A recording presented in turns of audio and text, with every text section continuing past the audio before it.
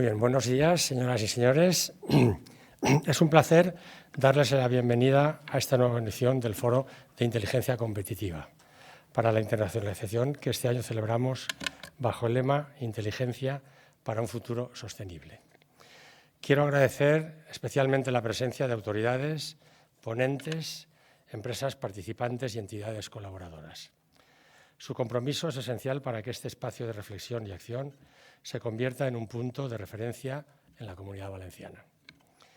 Este foro es posible gracias a la colaboración entre Cámara de Valencia e IBACE Internacional, en el marco del programa PYME Global, cofinanciado por fondos FEDER de la Unión Europea. Esta alianza estratégica refleja una convicción común. Las empresas valencianas deben estar preparadas para competir, pero también para liderar, en un entorno global profundamente marcado por los retos climáticos, tecnológicos y sociales. El eje central de esta edición es la sostenibilidad, no como tendencia, sino como condición necesaria para competir a medio y largo plazo. Hoy exploraremos cómo las empresas pueden usar la inteligencia empresarial con datos y la innovación tecnológica para hacer frente a esta transformación, que no es futura, sino presente. La sostenibilidad es ya un factor clave para acceder a financiación, a nuevos mercados, a mejores alianzas y a cadenas de suministros más resilientes. Y en ese escenario, la inteligencia empresarial se convierte en una herramienta esencial para anticipar, medir, corregir y tomar decisiones estratégicas. La economía valenciana ha demostrado capacidad de adaptación, de innovación y de apertura, pero necesitamos seguir reforzando la competitividad de nuestras empresas, especialmente las pymes, micropymes y autónomos, que representan el corazón de nuestro tejido productivo. Ayer tuvimos una jornada por la mañana, teníamos comité ejecutivo de Cámara y pleno de Cámara, y había muchas pymes, por supuesto. Entonces, comentábamos, la mayoría de las empresas que estábamos allí, comentábamos dos cuestiones respecto a lo que es las nuevas tecnologías. Una es que efectivamente el 90% o más del 90% de las empresas valencianas somos pymes y micropymes, y esto representa pues, un esfuerzo importante para adaptarnos a este mundo digital y sostenible. Pero además hablábamos de la rapidez con la que los acontecimientos se están desarrollando. Recordábamos que hace años pues un ciclo de 5 años nos parecía que era un ciclo pues, relativamente corto, porque estábamos acostumbrados a ciclos económicos de mucha duración. Sin embargo, ahora los ciclos y los acontecimientos son tan rápidos que en meses, en semanas o incluso ahora, con el tema de toda la geopolítica mundial, en días puede cambiar totalmente una decisión o una actuación de las empresas a nivel global y a nivel internacional. Entonces, eso es lo que intentamos, por lo menos en la Cámara de Comercio, que somos un instrumento para estas empresas, pues que se puedan adaptar de una forma rápida y global. Tenemos casos concretos hoy en empresas que os van a explicar cómo ser sostenibles, cómo ser rentables, pero además cómo pueden ser compatibles en estos momentos y cómo deben ser necesarios los cambios en estos momentos. Son casos muy importantes y muy rápidos.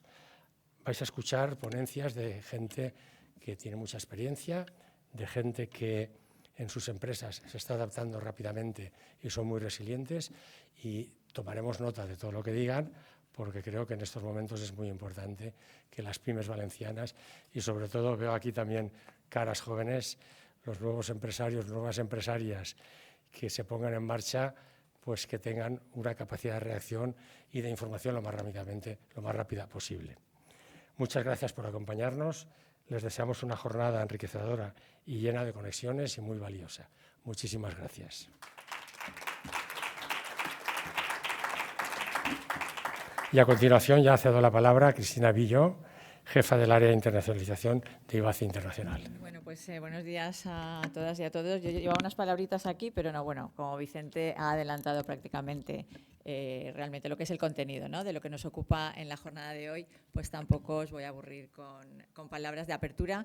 Simplemente decir que realmente el contenido que nos ocupa en el día de hoy, tanto la inteligencia comercial como la sostenibilidad, son ejes estratégicos, ¿no?, en la dinámica de las empresas para poder ser competitivas, sobre todo a nivel internacional, que es lo que nos ocupa a las instituciones que estamos promoviendo este tipo de foros, este tipo de encuentros.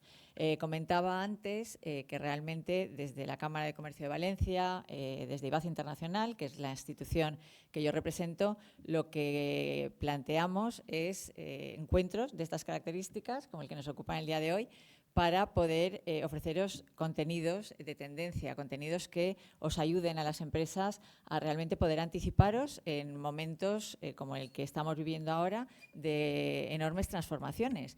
Y bueno, nos obliga a estar permanentemente planteándoos, y eso es un reto también que tenemos las instituciones, planteándoos contenidos que os permitan y herramientas que os permitan también anticiparos a las empresas a esta incertidumbre, ¿no?, que nos genera el mundo en el que en estos momentos vivimos. La internacionalización es la razón de ser tanto del Departamento Internacional de la Cámara de Comercio de Valencia como desde IBAZ Internacional, y todas las ayudas que desde las instituciones podemos ofrecer.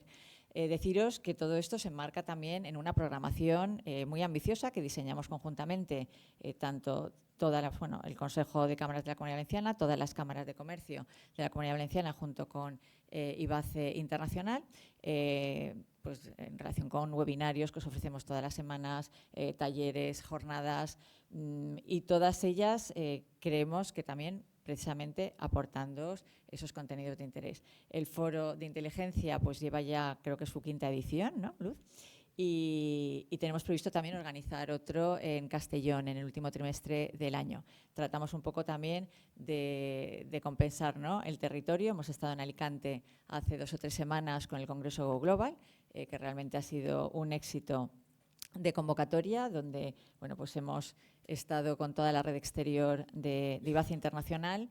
Estamos, como sabéis, presentes en 35 países y desde nuestra red exterior pues os ofrecemos también, os acercamos y aproximamos esa información de mercado de cada uno de esos países, que son países estratégicos para el sector exportador valenciano.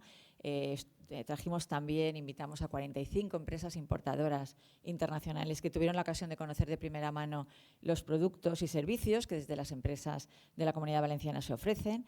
Y creemos que es un modelo también de colaboración, en tanto en cuanto no solo participamos las cámaras de comercio y IBAZ Internacional, sino que también ICEX, Exportación e Inversiones, colabora muy estrechamente con nosotros en la organización de este congreso. Entonces, entre los talleres, los webinarios, las jornadas, el Congreso Go Global, el foro de inteligencia que nos ocupa hoy y el que tendrá lugar dentro de unos meses en Castellón, pues creemos que es una buena programación para ir ofreciendo esas píldoras de información y esas herramientas que os permitan pues anticiparos, sobre todo en estos momentos de incertidumbre.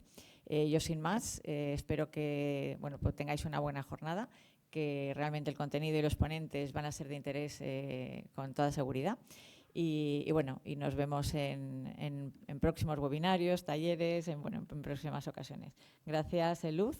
Y pues ya entiendo que damos paso a la jornada. Gracias.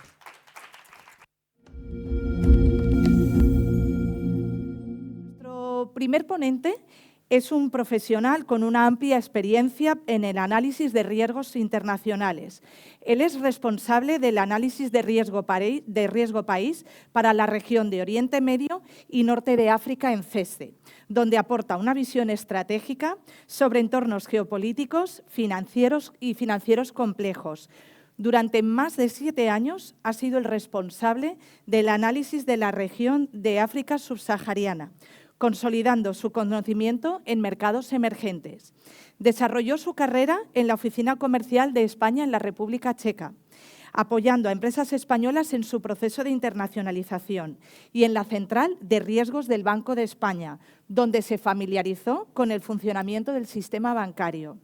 Es licenciado en ADE, cuenta con un máster en Mercados Financieros por la UNED y un MBA en ICEX. Además, ha publicado artículos de investigación sobre materias primas, la industria del petróleo y los metales críticos vinculados a la transición energética. Su intervención abordará las tecnologías claves en la transición energética, la evolución reciente de las energías renovables y un análisis geoeconómico sobre los países que están ganando y los que podrían quedarse atrás en este proceso global. Una ponencia imprescindible para entender el nuevo marco competitivo internacional desde la sostenibilidad. Es para mí un lujo poder presentar a Pablo Arjona de CSE. Adelante, Pablo.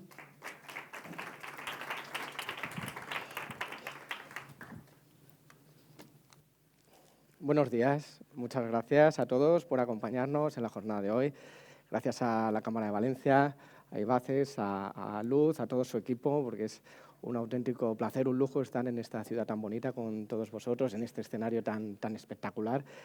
A lo largo de la próxima hora vamos a hablar de energía, vamos a hablar de petróleo, vamos a hablar de minerales, vamos a hablar de geopolítica, de macroeconomía, vamos a ver cómo todo esto está correlacionado y además esta jornada se hace en un momento especialmente oportuno, 3 días o 4 días después de que comenzase el conflicto entre Israel e Irán. Vamos a ver cómo la descarbonización es especialmente interesante desde esa perspectiva.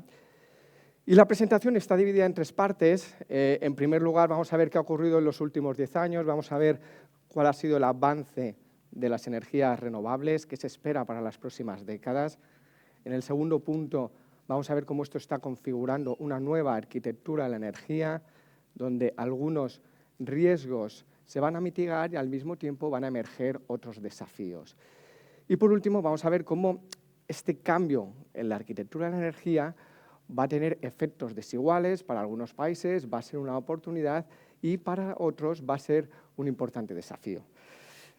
Empezamos y yo creo que es importante detenernos en qué momento estamos. Estamos en un momento complicado, en un momento delicado, donde los 3 últimos años se han sucedido acontecimientos inesperados, la guerra de Ucrania, de nuevo la guerra en Europa, luego posteriormente el conflicto en Oriente Medio, después de los ataques del 7 de octubre de Hamas.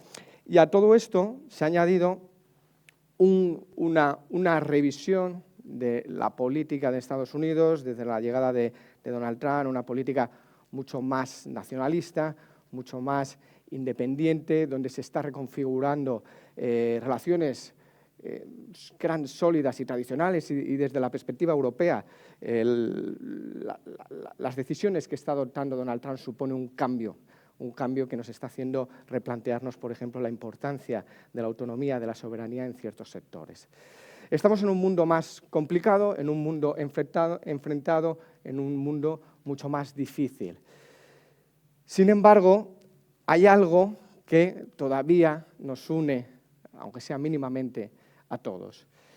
Y lo que nos une es la preocupación por el clima, porque desafortunadamente se están cumpliendo los escenarios menos favorables. Aquí en esta gráfica lo que tenemos es el promedio de las temperaturas anuales. Lo que mide es la desviación en grados respecto a la era preindustrial. Y lo que vemos es una clara tendencia ascendente. Lo que vemos es que los 10 últimos años han sido los 10 años más cálidos de la serie histórica. Y lo que tenemos es que 2024 fue con diferencia el año más cálido, donde hubo una desviación de más de 1,5 grados respecto a la era preindustrial. Podría pensarse que una variación de un 1,5 grados no tiene efectos significativos. Sin embargo, lo que nos indican los datos es que es suficiente para provocar consecuencias importantes.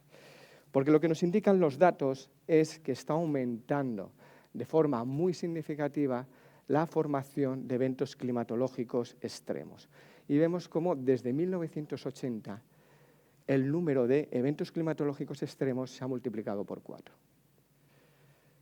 Y además se está produciendo algo paradójico porque está aumentando todo tipo de eventos climatológicos extremos al mismo tiempo. Aquí tenemos la evolución de los episodios de inundaciones al año, vemos la línea entrecortada, es la tendencia, hay una tendencia claramente ascendente.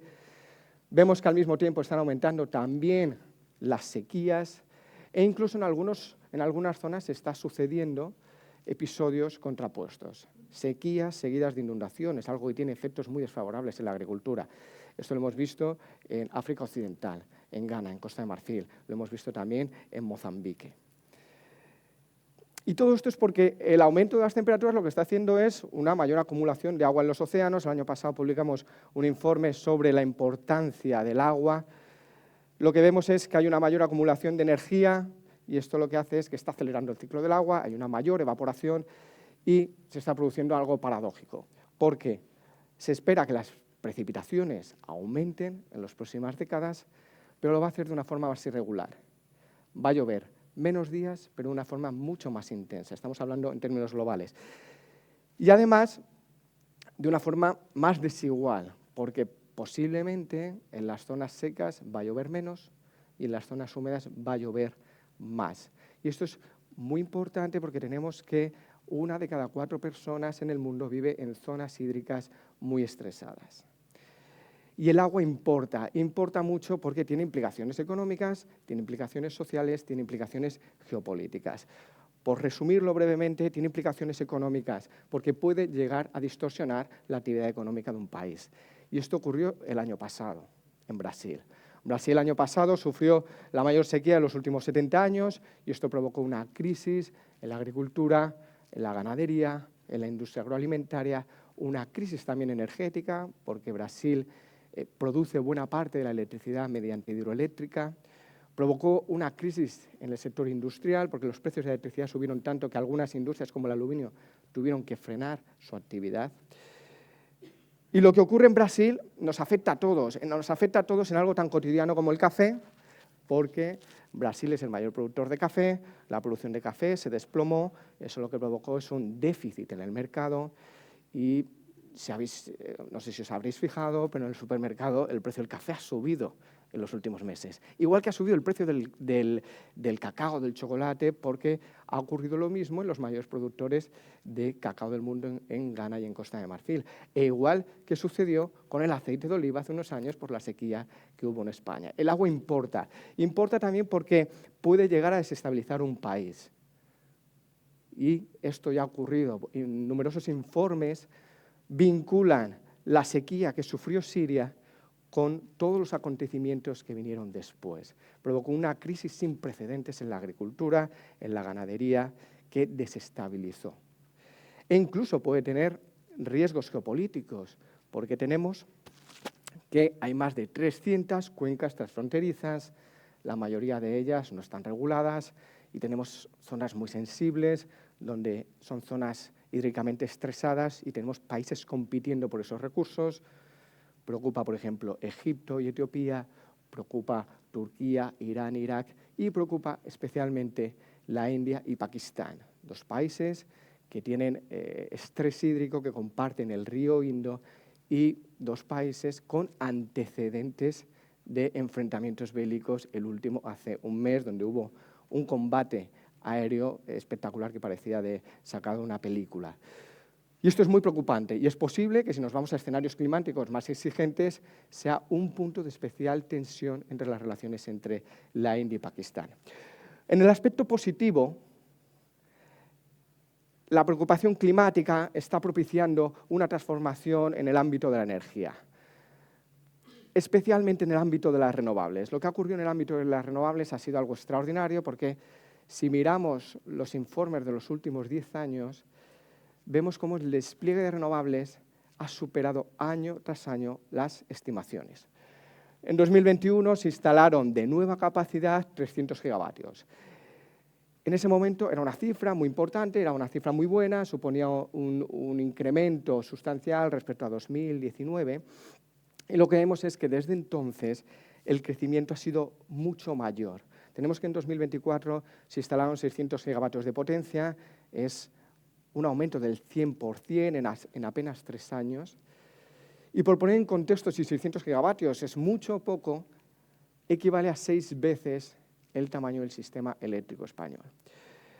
Y este aumento tan significativo de las renovables se explica por la sensibilidad de los gobiernos, las empresas, los particulares, por el cambio climático, pero sobre todo por la extraordinaria mejora de eficiencia, de competitividad de las energías renovables. En esta gráfica tenemos la evolución de los costes en los últimos 13 años. Vemos cómo el coste de producción de electricidad de la termosolar ha caído un 70%, la fotovoltaica ha caído un 90%, la eólica un 70% y la offshore un 60%. Y esta mejora tan extraordinaria se explica por esta gráfica. Tenemos aquí en el eje vertical el coste de generación de electricidad de los módulos solares, en el eje horizontal es la capacidad acumulada de la industria, la producción acumulada a lo largo de los años. Y lo que vemos es que hay una relación muy clara de cuanto mayor aumenta la producción acumulada, mejora la eficiencia, mejora la competitividad, porque las empresas avanzan en la curva de aprendizaje, alcanzan economías de escala, introducen innovaciones tecnológicas. Y el salto es extraordinario. Tenemos que en 1975 un vatio costaba $100. Tenemos que en el año 2000 un vatio costaba en torno a $7. Y ahora tenemos que un vatio cuesta 20 céntimos. Y esta relación va a ir a más, porque a medida que siga ganando tamaño, la competitividad, esta correlación va a seguir. Y para poner en perspectiva cuánto supone esta mejora de competitividad, es importante vincularlo al coste de generación de electricidad de centrales sustentadas en combustibles fósiles. Y lo que tenemos es que en 2010 generar electricidad con eólica era un 20% más caro. Generar electricidad con fotovoltaica era un 4 veces más caro. Y lo que tenemos en 2023 es que generar electricidad con la eólica es un 65% más barato que una central de combustibles fósiles. Y en el caso de la fotovoltaica, un 55%. Lo que estamos viendo es un desajuste que ya es muy importante en términos de costes en la generación de electricidad, un desajuste que cada vez, una diferencia que cada vez va a ir a más. ¿Y esto qué implica? Esto implica que las renovables son imprescindibles desde la perspectiva climática, pero desde la perspectiva económica se han convertido en una opción muy atractiva. Y en mi opinión, este es el principal motivo que está impulsando la inversión en renovables, la parte económica. Y es por esto, por lo que en los próximos años se espera que la instalación de renovables vaya a ir a más. Cada año se instalen más gigavatios. Y lo que se calcula es que en 2030 la nueva instalación podría alcanzar los 1.000 gigavatios. Lo que esto significa es que para 2030 posiblemente las renovables produzcan el 50% de la electricidad. Y a partir de aquí, una vez que tenemos una tecnología que nos permite generar electricidad de forma masiva, que nos permite generar electricidad además de forma competitiva, el siguiente paso es vamos a electrificar en lo posible la economía mundial. Algunos sectores va a ser complicado, como la aviación, como la industria marítima, la industria pesada. Ahí es un desafío que va a ser muy difícil o va a llevar tiempo, pero otros sectores ya estamos viendo pasos muy importantes. Y el mejor ejemplo es el de los vehículos eléctricos. Aquí tenemos la evolución de las ventas. Tenemos que en 2024 se vendieron más de 17 millones de vehículos eléctricos, supone el doble que hace 3 años. Vemos que es una curva exponencial. Y el principal motivo, nuevamente, es el aspecto económico. Porque aquí lo que tenemos en esta gráfica es el coste de fabricación de las baterías de los vehículos eléctricos. Y lo que tenemos es que en 10 años ha habido una caída del 80%. Y la razón es similar a la de las energías renovables. A medida que aumenta el tamaño de la industria, se avanza en la curva de aprendizaje, se introducen innovaciones tecnológicas, se alcanzan economías de escala. Y lo más interesante es que ahora mismo estamos muy cerca de la línea, que son los $100 el kilovatio, que es el umbral que se considera que un coche eléctrico es más barato que un coche de combustión. Lo más importante de esta gráfica es en términos mundiales. Pero lo que tenemos es que en China, una batería eléctrica, ya estamos en los $80 el gigavatio. Significa que en China la mayoría de los coches eléctricos son más baratos que sus equivalentes en coches de combustión. Y esto explica el extraordinario incremento de la cuota de mercado de los coches eléctricos en China. Tenemos que en España el grado de despliegue está siendo más lento, pero en China vemos cómo en 2020 los coches eléctricos tenían una cuota de mercado residual y ahora mismo, a mediados de 2024, superó el 50%. 1 de cada 2 coches que se venden en China es eléctrico. Y esto va a ir a más, porque a medida que mejora la competitividad de los coches eléctricos, hacen más atractivo su compra, ¿no? Y aquí tenemos las previsiones de la Agencia Internacional de la Energía, en el que calcula que para 2035, 8 de cada 10 coches que se vendan nuevos van a ser eléctricos. Y que para entonces habrá más de 600 millones de unidades en el mercado. Y todo esto está modificando la arquitectura de la energía. Está modificando la arquitectura de la energía porque ahora mismo los coches eléctricos que ya están comercializados han retirado o han desplazado el consumo de 2 millones de barriles diarios de petróleo. Esta es una cifra que equivale al consumo de petróleo de México. Y lo que estamos viendo es un desacoplamiento entre la economía y el consumo de petróleo. La economía mundial ya no necesita consumir más petróleo para crecer.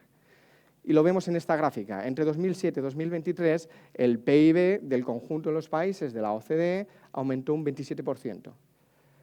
Pero al mismo tiempo, durante ese periodo, el consumo de hidrocarburos se contrajo un 10%. Y esto también está ocurriendo en China. China es uno de los mayores consumidores de petróleo. Hace unos años el consumo de petróleo en China aumentaba cada año en 1 millón de barriles diarios. Y lo que vemos es que el consumo de petróleo ha entrado en una fase de estabilización. Estamos hablando de China, donde los vehículos eléctricos están en una fase mucho más adelantada. Y se esperaba que China alcanzase la fase de estabilización en 2030. Y lo que vemos es que ha habido un adelanto. Ha habido un adelanto de cerca de 5 años. ¿Y esto qué implica? Esto está cambiando la dinámica en el mercado del petróleo. Lo que vemos es que ahora mismo hay una sobrecapacidad, hay un exceso de oferta que ahora es difícil calcular el exceso de oferta pensando en qué puede ocurrir en Oriente Medio, ¿no? Pero si nos situamos la semana pasada, el exceso de oferta podía llegar, se calculaba que estaría en torno al 1 millón de barriles diarios. Y eso explica cómo antes de estos acontecimientos en Oriente Medio, el precio del petróleo estaba entre los 60 y 65 dólares, que es la cifra más baja de los últimos, creo que 5 o 6 años. Y esto es un anticipo de lo que va a ocurrir en el futuro, porque para 2030 se calcula que los vehículos eléctricos van a desplazar el consumo de 8 millones de barriles diarios de petróleo. Es una cantidad que equivale al consumo de petróleo de toda América Latina. Y por eso, en esta gráfica, que es una gráfica hecha por BP, estamos hablando de una gráfica hecha por una compañía petrolera, calcula que el consumo podría caer entre un 20 y un 70% en las próximas décadas. Es decir, el tamaño de la industria del petróleo podría reducirse más de la mitad. Y esto va a originar una estructura de la energía que va a tener atributos distintos, ¿no? Si esto es, imaginemos que estamos en 2040, en 2045, 2050, y va a tener aspectos positivos y va a tener aspectos negativos. El aspecto positivo, las energías renovables permiten a los países avanzar en la autonomía, avanzar en la soberanía en la producción de electricidad, porque mediante el despliegue de solar, hidroeléctrica, eólica, pueden avanzar en la autosuficiencia. Y esto es algo muy importante. Ahora estamos escuchando mucho palabras soberanía, autonomía. Esto es muy importante especialmente para Europa, donde hemos visto cómo nos ha afectado el conflicto de Ucrania. Y esto es una de las cosas que decía Mario Draghi en su informe que publicó en otoño del año pasado, donde identificaba como una prioridad para la Unión Europea avanzar en las renovables. Por un lado, por avanzar en la autonomía y por otro lado, avanzar en competitividad, porque hemos visto que es la fuente de generación de electricidad más barata y además hay que tener en cuenta que la Unión Europea no tiene gas, lo tiene que importar. Bueno, importamos de Noruega, pero la mayor parte lo importamos de fuera de la Unión Europea. Y, por ejemplo, el gas que consumimos en Europa es 3 y 4 veces el precio del gas que se consume en Estados Unidos, porque Estados Unidos tiene gas. Con lo cual ahí tenemos una desventaja competitiva con Estados Unidos. Por eso es especialmente importante para Europa avanzar en la autonomía en la generación de electricidad. Otro aspecto positivo, esta diapositiva estaba antes del conflicto de Irán e Israel y es especialmente oportuna. Una de las cosas favorables que va a tener un mundo electrificado, descarbonizado, es que la economía mundial ya no va a ser tan sensible a lo que ocurra con Rusia, ya no va a ser tan sensible a lo que ocurra en Oriente Medio. Y esta diapositiva lo estamos viendo estos días. ¿Por qué? Porque ahora mismo no sabemos qué va a ocurrir con el conflicto entre Irán e Israel. No sabemos hasta dónde va a escalar porque hay multitud de escenarios probables y uno de los más extremos, que no es el más probable, pero es uno que no se puede descartar, es la posibilidad de que haya un cortocircuito en el estrecho de Hormuz. En los últimos días hemos visto cómo hay mucha gente hablando del estrecho de Hormuz.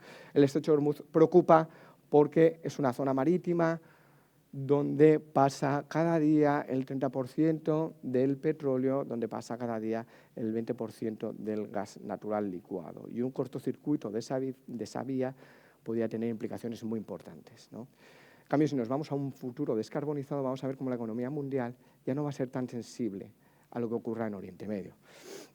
Y también va a aportar estabilidad en los precios. Aquí tenemos una gráfica del precio del petróleo. El precio del petróleo es una materia prima especialmente volátil porque depende de las decisiones unilaterales de la OPEP, depende de los conflictos y vimos la importancia de las variaciones en el precio del petróleo, especialmente con la crisis de Ucrania, porque provocó que el precio del petróleo subiera hasta los $100 y pico, el gas subía hasta los 300 euros el megavatio y esto provocó un aumento generalizado de los precios.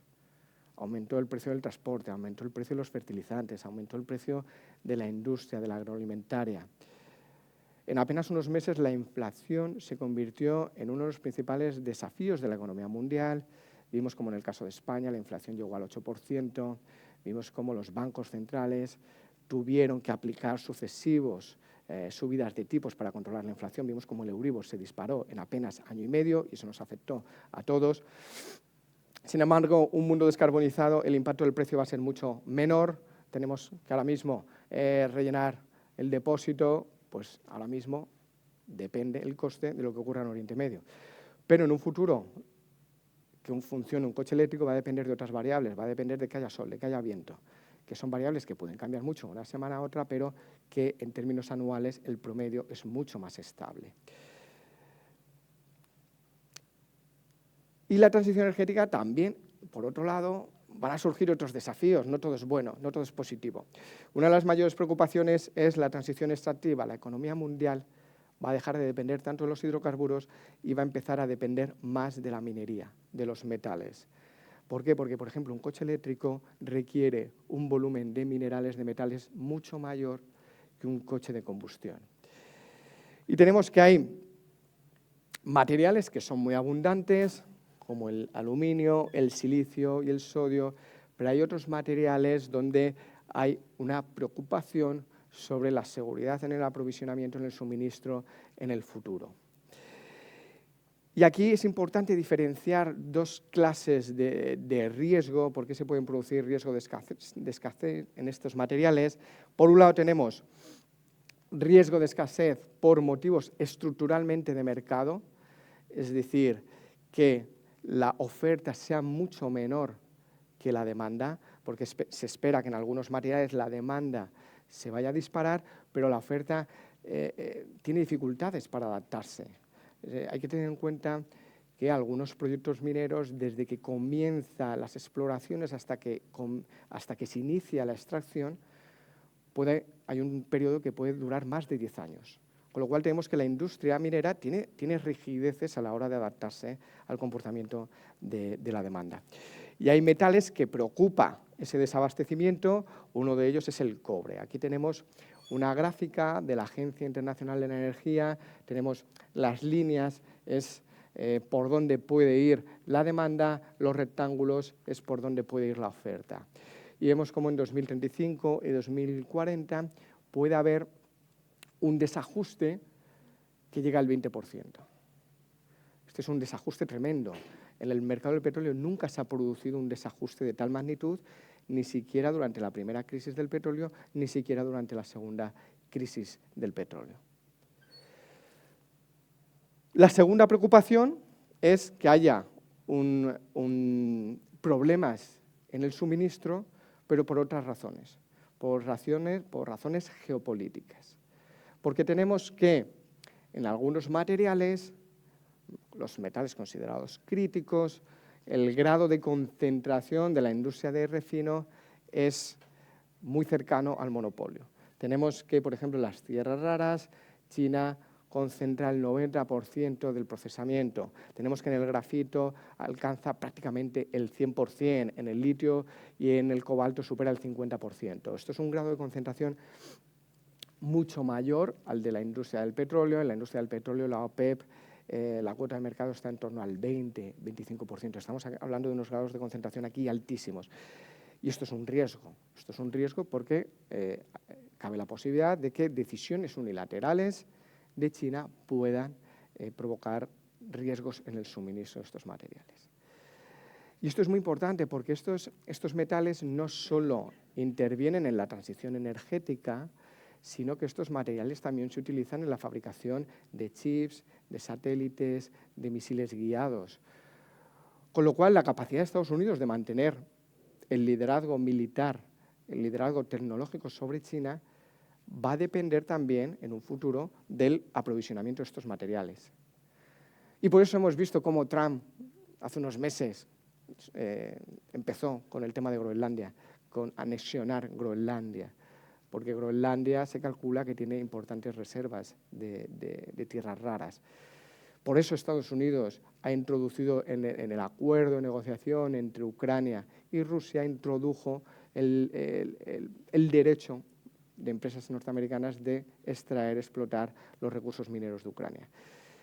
Porque los materiales críticos, los metales, cada vez van a tener una importancia mayor en el ámbito económico y en el ámbito geopolítico. Y es muy interesante lo que ha ocurrido en los 3 últimos años. Si vemos las estimaciones que se hacían hace 3 años, vemos que han ocurrido cosas positivas y cosas negativas. Voy a empezar por las cosas menos buenas, y es que el riesgo de que se produzca desabastecimiento por razones geopolíticas, eso ya está ocurriendo. Eso ya está ocurriendo. En 2023, China introdujo restricciones en las exportaciones de grafito, en medio de la tensión con Estados Unidos. Y desde entonces, China ha ido introduciendo limitaciones en cada vez un mayor número de metales. El germanio, por ejemplo. A medida que la tensión con Estados Unidos se está endureciendo, se está complicando, una de las formas que tiene China de contrarrestar las decisiones que está adoptando la administración de Donald Trump es establecer limitaciones en los metales. Y esto es muy importante porque el otro día salía un artículo en el que decía las empresas norteamericanas de automóviles que en los próximos meses podrían tener problemas en la fabricación de algunos componentes debido a estas restricciones. En la parte positiva tenemos que los riesgos de desabastecimiento por razones estructuralmente del mercado o por razones geopolíticas se pueden mitigar en parte o en algunos materiales gracias a la innovación, al descubrimiento de nuevos metales que sustituyan a los que son más complicados.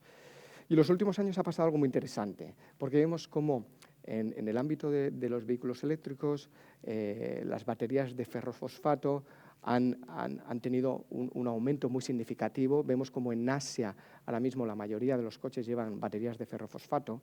Y las baterías de ferrofosfato lo que hace es que lleva hierro, que es un material muy abundante, y eso reemplaza la presencia de cobalto y níquel de las baterías NMC.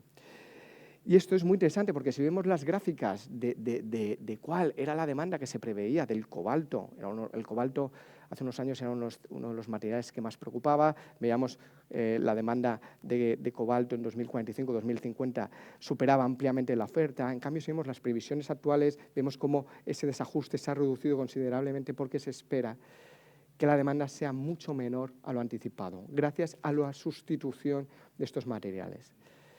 Y vemos cómo hay otras líneas de investigación que tienen mucho potencial, por ejemplo, las baterías de sodio, que sustituiría el sodio por el litio. Tenemos a los dos mayores fabricantes de baterías, compañías chinas, que pretenden empezar a comercializar a gran escala baterías de sodio en los próximos años. Con lo cual tenemos ahora mismo una preocupación muy importante porque no sabemos qué desajuste va a haber en los próximos años, en las próximas décadas, en ciertos materiales. La parte positiva es que tenemos que la ciencia nos puede ayudar en esto. Lo que no sabemos es si nos va a poder ayudar en todos los materiales y si nos va a poder ayudar a corregir del todo el desajuste. Y por último, el cambio en la estructura de la energía va a afectar de forma diferente a unos países y a otros. Para unos países va a ser un enorme desafío. Va a ser para los países petroleros, porque amenaza su modelo de crecimiento. Tenemos países petroleros donde el crudo representa el 50% del PIB, donde es prácticamente la totalidad de las exportaciones o aporta más de la mitad de los ingresos públicos. Una caída del tamaño del mercado del petróleo amenaza su modelo económico.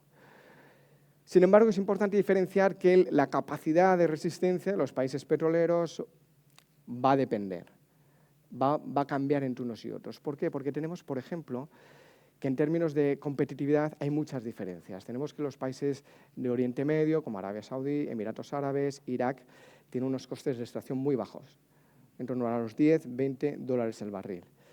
Pero en cambio tenemos otros países, por ejemplo en África, Estados Unidos o Canadá, son proyectos en aguas profundas, los proyectos de fracking tienen costes de extracción mucho más altos, entre los 40, 50, 60 dólares. ¿Y esto qué significa? Significa que si en un futuro el mercado del petróleo se reduce, los que van a ser expulsados, o los que van a tener más difícil continuar, son los países menos competitivos. Con lo cual tenemos que los países de Oriente Medio van a tener mucha más facilidad para continuar el mercado, pero que los países africanos o la industria del fracking o la de Canadá va a tener más dificultades de continuar. El impacto allí va a ser mayor. Y luego también la resistencia va a cambiar entre unos países y otros porque tenemos que en Oriente Medio los países, o buena parte de ellos, tienen una capacidad financiera espectacular. Tenemos como los países africanos tienen recursos financieros más limitados, pero en Oriente Medio tenemos países con fondos soberanos que superan el billón de dólares. Y estamos viendo cómo muchos de ellos están haciendo un ambicioso programa de diversificación. Estamos viendo cómo Arabia Saudí está invirtiendo cifras millonarias en la industria del fútbol, pero con un objetivo que es potenciar el turismo, potenciar el ocio. Pero es muy interesante porque estos países también están invirtiendo en sectores de alto valor añadido.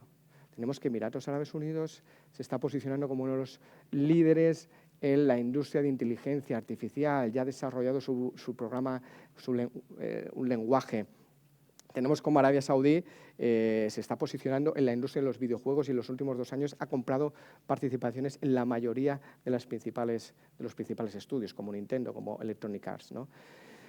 Y estos programas de diversificación tan ambiciosos que están haciendo es una señal de que ellos mismos están viendo que el mercado del petróleo posiblemente se vaya a reducir en los próximos años, en las próximas décadas. Por el contrario, va a suponer una oportunidad tremenda para los países que tienen metales. Aquí tenemos algunos de ellos, la República Democrática del Congo en el caso del cobalto, Chile y Australia en el cobre, Indonesia en el níquel, el triángulo del litio que se llama, que es Chile, Perú y Bolivia, también China. Lo que vemos es, por ejemplo, que ahora mismo en Chile el cobre ya representa el 50% de las exportaciones.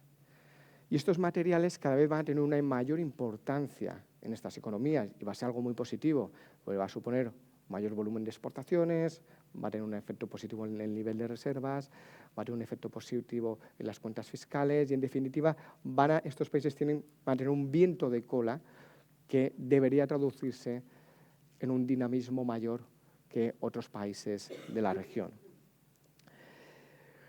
Y por otra parte, ¿quién es posiblemente el gran vencedor, o no el vencedor, sino qué país le está sacando, ha tenido una estrategia mucho más inteligente? Tenemos a China por dos motivos. Por un lado, controla la industria de refinos de los materiales muy sensibles. Esto es positivo positivo para ellos por dos razones. Un lado, por el lado geopolítico, supone una herramienta muy valiosa en sus negociaciones, en la escalada de tensión con Estados Unidos, y una ventaja competitiva también en costes, porque si ellos controlan la industria de refino, si quieren dañar a los competidores de otros países, les suben el precio, y entonces ya el resto de compañías tienen una desventaja ahí, porque acceden a esos materiales a un precio distinto. Y luego, porque se está posicionando en el liderazgo de prácticamente todos los sectores vinculados a la transición energética. Lo que tenemos es que, por ejemplo, Estados Unidos en los últimos años, especialmente durante la administración Donald Trump, la primera, ahora también, ha mostrado una política poco interesada en la transición energética, más bien desplazada a potenciar la industria de los hidrocarburos, y al mismo tiempo vemos como China lleva 30 años impulsando estas industrias. Detectó una oportunidad donde no había claros ganadores, o al menos no había empresas norteamericanas liderando, y ha apostado por ello, con ayudas públicas, con programas impresionantes de ayudas públicas, fomentando la demanda, etcétera. Y lo que tenemos hoy en día es que el 80% de los módulos solares se fabrican en China, el 60% de las turbinas eólicas se fabrican en China.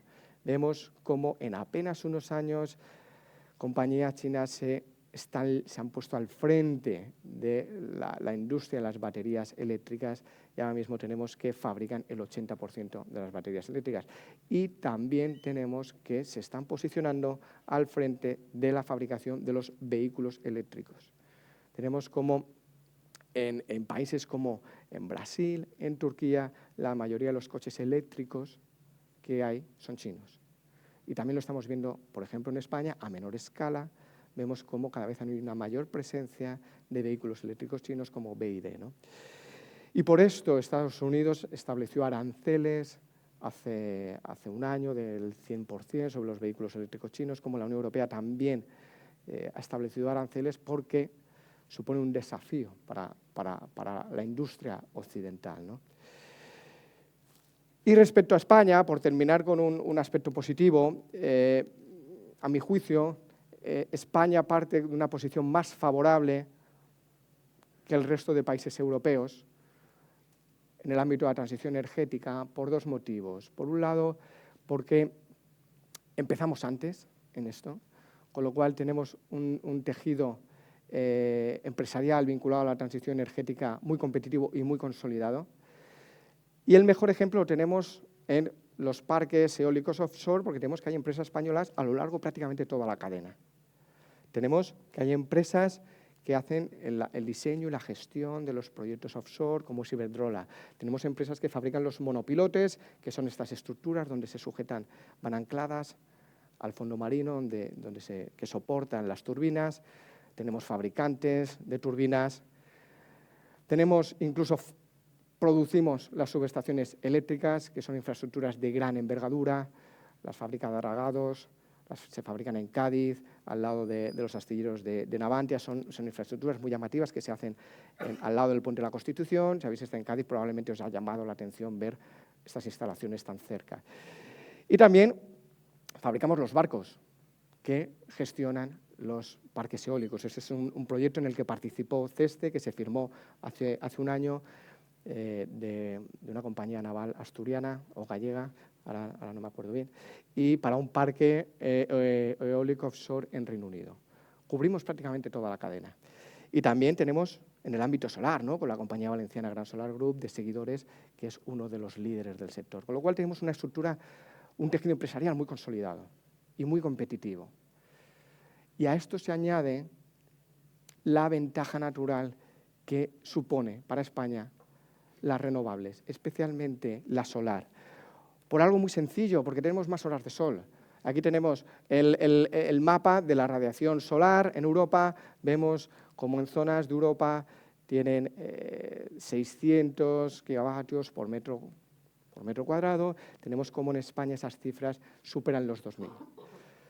¿Esto qué significa? Esto significa que una placa solar en España produce más electricidad que una placa solar en el norte de Europa o en Alemania. Y eso es una ventaja competitiva natural. Y esto es un cambio de paradigma a lo que estábamos acostumbrados. Esto es algo inédito. Porque tenemos que hasta hace unos años, Alemania tenía una ventaja, que era que tenía acceso a gas ruso a un precio muy favorable. En cambio, nosotros teníamos que importar gas natural licuado a un precio mayor. La industria alemana tenía una ventaja competitiva. Y ahora lo que nos abre la puerta esto es a que nosotros tengamos una ventaja competitiva. Y esto lo vemos en esta gráfica. Es la gráfica de los PPAs. Vemos cómo el precio en España está en torno a los 40 euros el megavatio, vemos cómo en Alemania está por encima de los 60 euros el megavatio, vemos cómo en Francia está en torno a los 80 euros el megavatio. Podemos producir electricidad a un precio mucho menor. Y lo más interesante es que esta ventaja competitiva se va a mantener. Esto es una gráfica de la CNMC en el que calcula que en 2033 tendremos una diferencia en torno al 30%, esto es el coste de la producción de electricidad, tenemos una diferencia del 30% respecto a Francia, respecto a Alemania. Y esto lo que implica es que tenemos la oportunidad de que las renovables nos ayuden o favorezcan la reindustrialización. La reindustrialización es un proceso que se vaya a hacer de un día a otro, es un proceso que, si se materializa, va a requerir tiempo, ¿no? Pero lo importante es que estamos bien posicionados porque la ventaja competitiva en la generación de electricidad, por ejemplo, puede favorecer el desarrollo de industrias muy intensivas. Una de ellas es el hidrógeno. El hidrógeno es un sector que todavía no está en una fase de madurez, pero que si alcanza el punto de competitividad, las estimaciones apuntan que España va a ser uno de los países más competitivos en la producción de hidrógeno verde. Y luego también que va a favorecer la atracción de inversión extranjera. Por ejemplo, la fábrica de baterías de KTL en Zaragoza, la fábrica de baterías de Sagunto. Una de las razones por establecerse en España, por establecerse en estas regiones, es por la capacidad de reducir los costes de electricidad respecto a una fábrica en Alemania, con autoconsumo, llenando los techos de paneles solares. Ahí se ahorran el coste de la electricidad, ¿no? Entonces, estamos viendo cómo esto va a contribuir o está contribuyendo a el desarrollo de un tejido industrial. Y por último, como conclusión, es que las energías renovables están avanzando a un ritmo mayor de lo estimado y el principal motivo es el aspecto económico. Tenemos como son más baratas, son más competitivas que las centrales de combustibles fósiles. Hemos visto como ya hay una diferencia muy importante en el coste de generación. Esa diferencia va a ir a más y eso explica por qué, en mi opinión, el despliegue de renovables, estamos hablando a nivel mundial, es imparable. Porque tenemos que en términos de rentabilidad ninguna otra tecnología puede competir con ellos. Y como esto, junto con la progresiva electrificación, lo que va a hacer es una nueva arquitectura de la energía, donde hemos visto que algunos riesgos se van a mitigar, los países pueden avanzar en la autonomía, en la soberanía, en la independencia energética, vamos a ser menos sensibles a lo que ocurra en Oriente Medio, pero hay una preocupación, la preocupación es el acceso, el aprovisionamiento de ciertos materiales, tanto por razones de estructura de mercado como por razones geopolíticas. Y este va a ser un tema que cada vez va a ser más relevante, ¿no? Y como esto va a tener un impacto distinto entre unas economías y otras, para algunas va a ser un desafío, para otras una oportunidad, y España estamos bien posicionados porque tenemos que la transición energética cada vez va a ir a más, va a haber una mayor inversión en descarbonización, en electrificación, y esto lo juntamos con que tenemos un tejido empresarial muy competitivo y muy consolidado.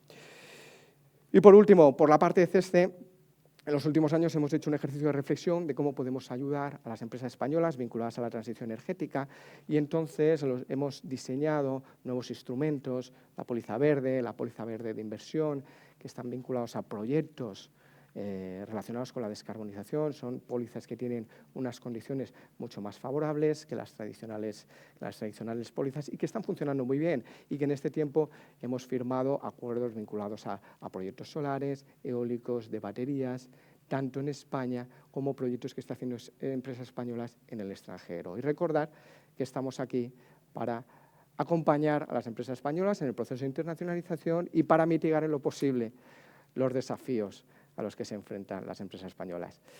Muchas gracias.